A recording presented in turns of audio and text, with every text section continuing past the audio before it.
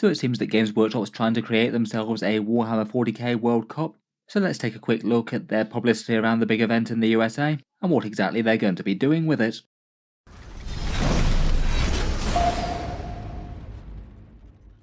Hello and welcome back to Auspex Tactics, where today I was interested enough to take a quick look at Games Workshop's World Championships of Warhammer and try and piece together exactly what they're doing in their massive great event that they're holding later in November. So let's take a look at what this event is and exactly what Games Workshop's trying to do with it.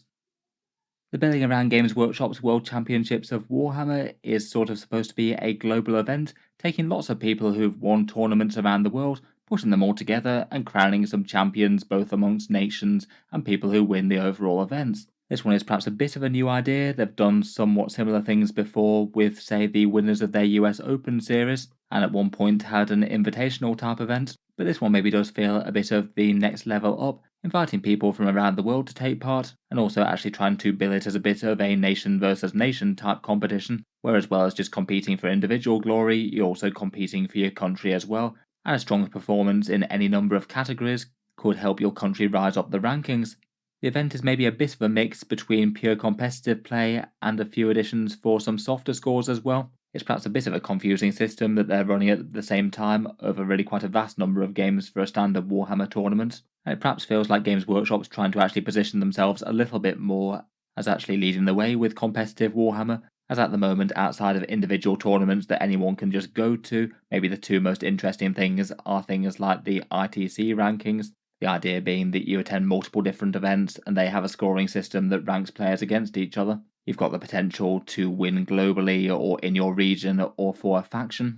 Or perhaps the World Team Championships tournament, a team event where each individual country has their own selection methods for who can go in their team of players to a big event, and then they have a bit of an arcane matchup system where you take certain factions along and have to pair them up against each other and on different tables and things, basically winding up with teams either winning, losing or drawing against each other overall and crowning an overall champion. Games Workshop's basically trying to enter the stage alongside those sort of things with this tournament in Atlanta, Georgia. It was announced in January 2023 on their Warhammer community website, and basically the idea was that tournaments around the world could sign up to the whole program, and then depending on event size and locations, a certain number of top placing people could get tickets to go to the Atlanta tournaments, this one being held from Thursday the 16th of November to Sunday the 19th, and they're going to be streaming some of the games on their Warhammer TV Twitch channel over this time.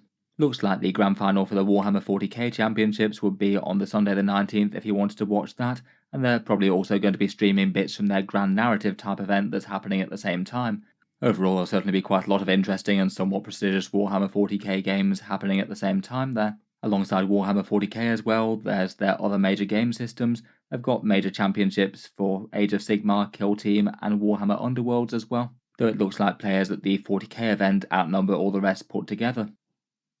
In terms of who's competing, Games Workshop is trying to make this into a global event, but given the location, it's perhaps kind of inevitable that there's going to be a hefty representation from the USA. According to their article, they say that around about a third of people are from the USA there, so that is probably going to give them a pretty major advantage in scorings and things, particularly across multiple events, I suppose. Transport is probably going to be a huge factor, as I feel like the majority of people probably aren't going to fly around the world for a game of Warhammer, even if it's a very cool one.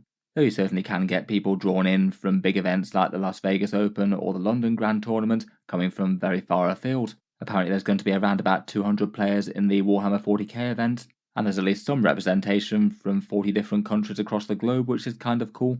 I'm sure it'd be good fun to try and represent your country and have them finish as high up the medal table as possible. The organisation for this one is definitely a bit different to standard 40k tournaments. They seem to be basically organising it as a kind of Warhammer World Cup.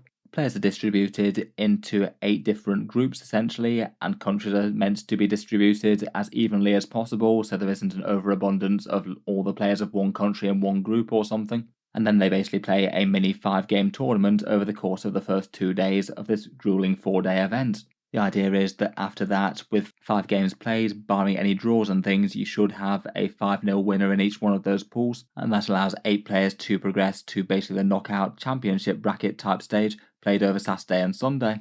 They then proceed to play basically another mini tournament amongst themselves, Though kind of curiously, Games Workshop isn't just doing it as a straight knockout, as he could quite easily do with 8 players there. He could just have quarterfinals, semi-finals, and a final, but it looks like they're doing things just a little bit more complicated than that, and allowing a bit of a catch-up mechanic, where you could have the event won by someone who's taken 1 loss earlier on.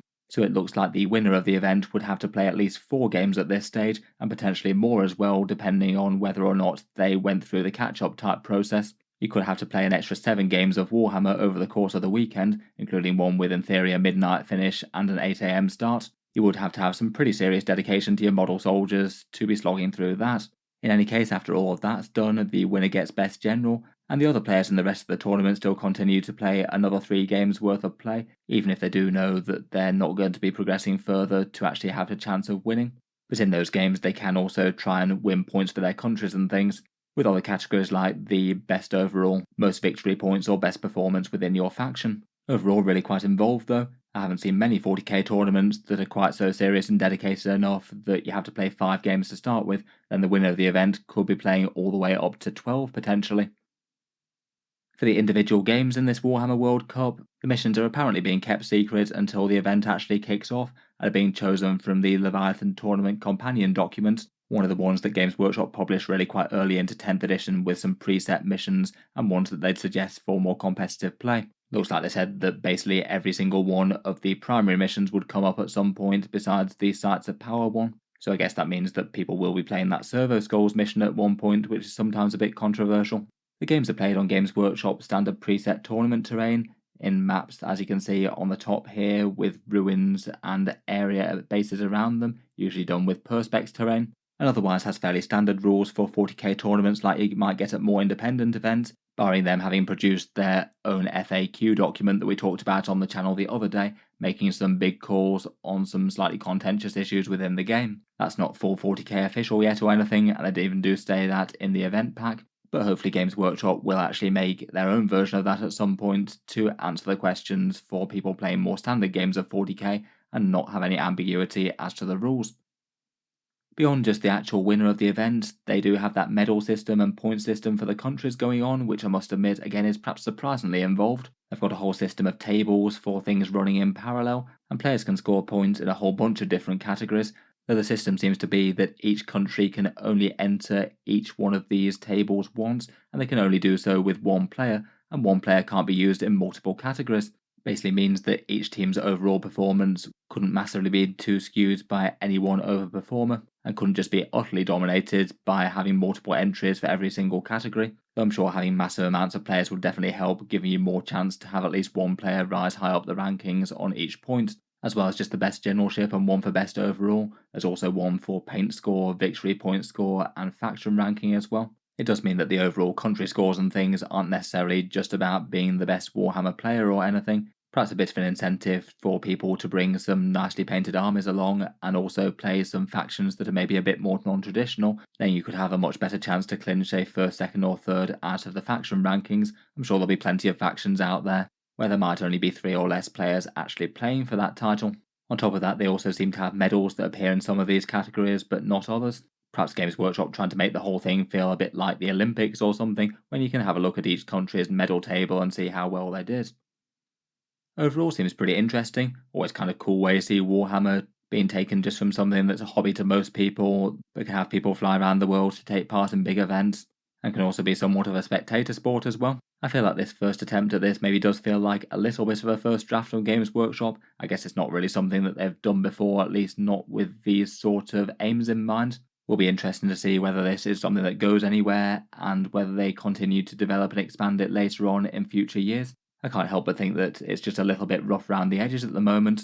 Definitely feels like the sort of thing that you could really get into the specifics and numbers and details if you were playing. Perhaps the sheer complexity might be a little bit trickier for people to follow along though, given that the tournament's got some kind of complex rules with things like not just doing a direct knockout stage in the last stage of the event. I feel like despite perhaps the prestige of this being a bit of a champion of champions type event, I still wouldn't really expect it to be seen as quite as massively serious as some of the other events out there by the competitive community. I think people will be interested, but maybe just not quite as massively interested as they are by, say, the winners of the Las Vegas Open, or which team wins the WTC or things. Definitely not to cheapen whoever wins this though. It's still going to be an absolutely grueling tournament against some of the best players around. In any case, let me know what you make of Games Workshop's Warhammer World Cup. We'll be interested to hear your thoughts down in the comments below. Would you be interested to follow along with this, and if so, why or why not? If you've enjoyed the video, then feel free to subscribe to Auspex Tactics. I'll certainly keep the regular 40k things coming with new videos out just about every day. Finally, if you have been enjoying all the videos on the channel, I would just like to mention that Auspex Tactics does have a Patreon page as well, and you can find that linked in the video description if you'd like to help support. Channel patrons do get a fair few advantages, seeing certain videos early, regular votes to see what sort of things come next on the channel, and automatic entry into the regular prize giveaways with a chance to win some big model kits each month. If any of that sounds good to you, or you'd just like to help support, the link is down in the video description. In any case, a massive thank you for listening, and I'll hope to see you guys next time.